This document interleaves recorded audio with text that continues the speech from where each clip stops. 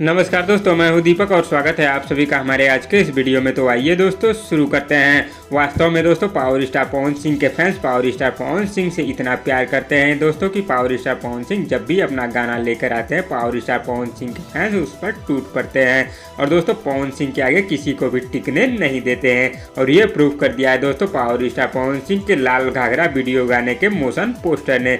जी हाँ दोस्तों, power star Pawan Singh का यह मोशन पोस्टर यूट्यूब पर रिलीज होते ही तहलका मचा दिया है। पवन सिंह का लाल घाघरा वीडियो गाने का मोशन पोस्टर आने से पहले दोस्तों खेसारी लाल यादव के 3 वीडियो गाने यूट्यूब के म्यूजिक सेक्शन पर पवन सिंह से आगे ट्रेंड कर रहे थे।